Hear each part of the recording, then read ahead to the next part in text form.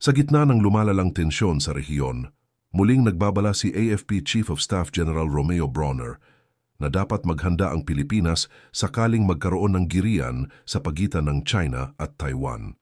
Isang pahayag na tila naglalayong ipakita ang kahandaan ng ating bansa sa anumang posibleng senaryo, ngunit isang pahayag din na nagbubukas ng maraming tanong. Ito ba ay isang makatotohanang babala na may konkretong batayan o isang taktika lamang upang ilihis ang atensyon ng publiko mula sa mas malalalim na isyong kinakaharap natin ngayon? Hindi na bago sa kasaysayan ang paggamit ng panlabas na banta upang pagtakpan ang mga problemang bumabalot sa loob ng isang gobyerno. Sa halip na pagtuunan ng pansin ang mga isyu sa ekonomiya, katiwalian at kakulangan ng serbisyong pampubliko, inililihis ang usapan patungo sa isang mas malaking banta mula sa labas. At sa nalalapit na halalan, hindi malayong isipin na ito ay isang estratehiya upang ipakita ang isang imahe ng lideratong matatag, handa at may kontrol sa sitwasyon, kahit pa ang tunay na problemang kinakaharap ng taumbayan ay hindi isang digmaan kundi ang patuloy na pagtaas ng presyo ng bilihin, kawalan ng trabaho at lumalalang kahirapan. Kung susuriin, hindi lang ito unang pagkakataon na ginamit ang ganitong klaseng diskurso. Sa tuwing may matitinding isyong maaaring makaapekto sa popularidad ng isang administrasyon, lumilitaw ang mga panibagong usaping may kinalaman sa seguridad, terorismo o kaguluhan sa labas ng bansa. Ganito rin ang nangyari noon sa iba't ibang administrasyon, kung saan sa halip na bigyang pansin ang mga krisis na direktang nararanasan ng mga mamamayan, mas binibigyang diin ang mga posibleng banta mula sa labas, isang estratehiya upang pagtakpan ang mga isyong mas may epekto sa araw-araw na buhay ng bawat Pilipino. Ngunit dapat tayong maging mapanuri. Totoo nga bang ang pinakamalaking panganib na kinakaharap natin ngayon ay isang posibleng giyera sa pagitan ng China at Taiwan? O mas malala ang panganib ng isang gobyernong mas inuuna ang ganitong usapin kaysa sa mga problemang matagal nang nagpapahirap sa sambayanan? Mas makabubuti bang paghandaan natin ang isang hindi patiyak na digmaan? O mas unahin natin ang laban para sa mas maayos na kabuhayan, mas mababang presyo ng bilihin, at mas maaasahang gobyerno? Ang tunay na tanong dito ay hindi lang kung may banta nga ba mula sa labas, kundi kung ang gobyerno ba natin ay tunay na gumagawa ng paraan upang protektahan ang kapakanan ng bawat Pilipino. Hindi lamang sa larangan ng depensa at seguridad, kundi lalo na sa aspeto ng ekonomiya, trabaho at pang-araw-araw na pamumuhay. Huwag tayong magpadala sa anumang taktikang maaring naglalayong ilihis ang ating atensyon. Panatilihin nating gising ang ating kamalayan, pag-aralan ang mga kilos ng ating mga namumuno at tiyakin nating ang ating bansa ay gumagalaw hindi para sa interes ng ilan, kundi para sa tunay na kapakanan ng sambayanang Pilipino. NOLCOM was born out of a vision to safeguard the northern frontiers of our nation. Today, that vision has evolved into a powerful reality. Each of you stands as a proud testament to the dedication and valor that fuels this organization. You are not merely soldiers, you are the embodiment of our national spirit, the watchful guardians of peace and security for the people of Northern Luzon. Reflecting on your achievements brings to light a myriad of successes. And we saw this a while ago in the video and during the speech of our commander. In internal security operations, you have strategized and executed with precision, dismantling the networks of communist terrorist groups in our area of responsibility. And as mentioned by our commander a while ago, you have been able to dismantle not one, but two regional party committees. And aside from that, you have also dismantled sub-regional party committees, guerrilla fronts, horizontal platoons, vertical platoons, and other organizations of the CPP, NPA, NDF. You haven't just diminished their numbers, you've built communities where hope thrives, where families can unite in safety, and where children can dream without fear.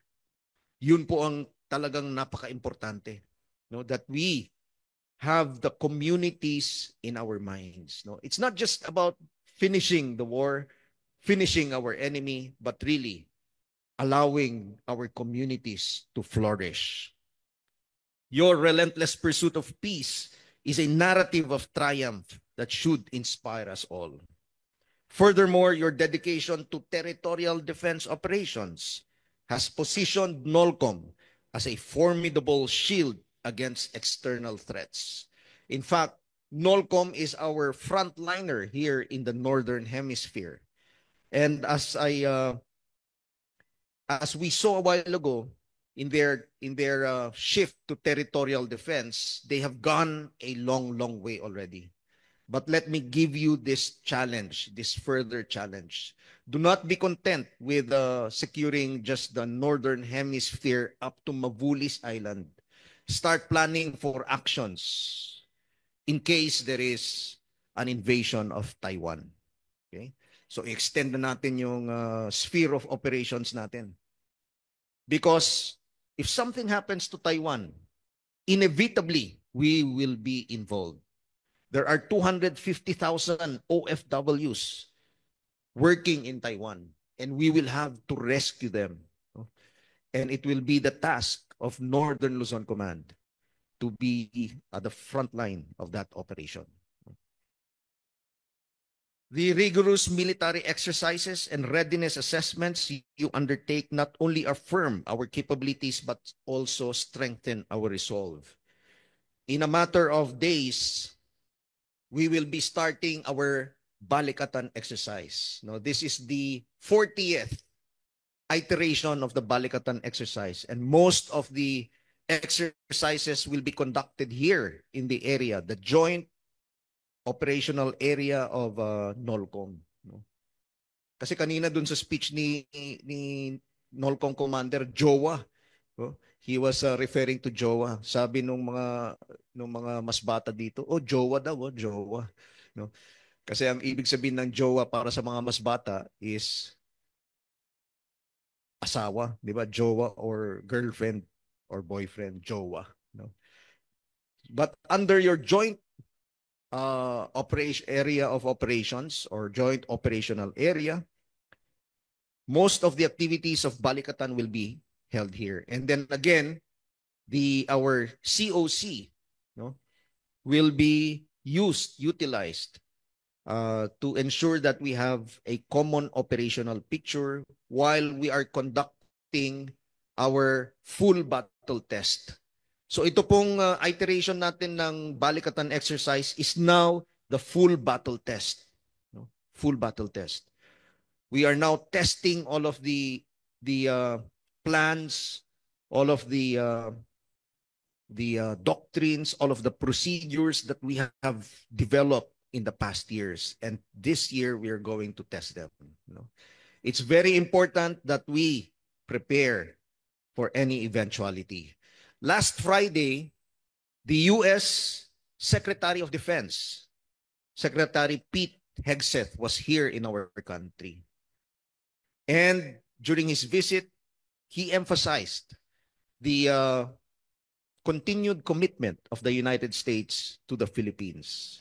And most of the support will be coming to this area, no? To the area of Northern Luzon Command and in the Western Command.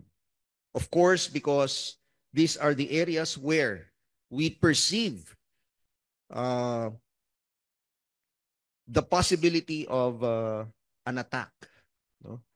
I do not want to sound alarmist, but we have to prepare. In the speech of Secretary Hegseth, he said that their objective is to attain peace through strength. Peace through strength. But how do you achieve strength? Strength is achieved by preparing for war. No? And so we are following that line, ladies and gentlemen. We achieve peace through strength, and we achieve strength by preparing for war. Personally, when I took over as the Chief of Staff of the AFP, my advocacy and I have been espousing this time and again, is that as members of the armed forces of the Philippines, we should have that mentality that we are already at war. We have been in conflict for several decades with our own people, the members of the New People's Army, members of the local terrorist groups. Nung Marawi Siege, medyo nasingitan tayo, may mga sumama na mga foreign terrorists, but basically we were fighting with our own people. But the next conflict, big conflict that we will be experiencing will not be against our own people. So we have to prepare for that. And when I talk about warfare, we are already at war. I am not referring to the kinetic warfare that we see between Ukraine and Russia, or between Israel and Hamas. But we are experiencing already cyber warfare, information warfare, cognitive warfare, political warfare. So sinisingitan na tayo. The Communist China is already conducting United Front works in our country. So dapat aware tayo. Tayo mga sundalo, aware tayo. Hindi po kathang isip yun na pinapasukan na nila. They're already infiltrating our institutions, our schools, our businesses, our churches, even our ranks in the military. So kailangan nating magmatsyag. So in a world where the security landscape is perpetually changing, your strategic foresight ensures that we are always one step ahead. So napaka-importante yun. And also, let us not forget your exceptional work in humanitarian assistance and disaster response. Napakaraming mga dumaan na mga bagyo dito sa area ninyo last year. Sunod-sunod yung mga bagyo na yon. But we were able to address the needs of our countrymen. Nakayanan po natin. And during those operations, we also had the help of other countries who came to the Philippines to provide not just strategic airlift, transportation, airlift capability, but also relief goods. And let me emphasize that yung mga EDCA sites natin, marami tayong EDCA sites dito sa area ng Northern Luzon. These are used primarily for HADR. Yun po yung original na gamit ng EDCA sites natin. Dahil dito natin i-preposition yung mga relief goods. And not just the relief goods, but even the equipment that we are going to use for HADR. Your collaboration with local governments, NGOs, and international allies has made a profound impact on the lives of countless Filipinos. You exemplify the very essence of bayanihan, demonstrating that in unity we are stronger and in service we find our true purpose. Let's make a deal with China. Stop claiming our territory. Stop harassing our fishermen and let them have a living. Stop ramming our boats. Stop water cannoning our people. Stop firing lasers at us. And stop your aggressive and coercive behavior. And return the Typhoon missiles. Tigil nila yung ginagawa nila, babalik ko lahat yan.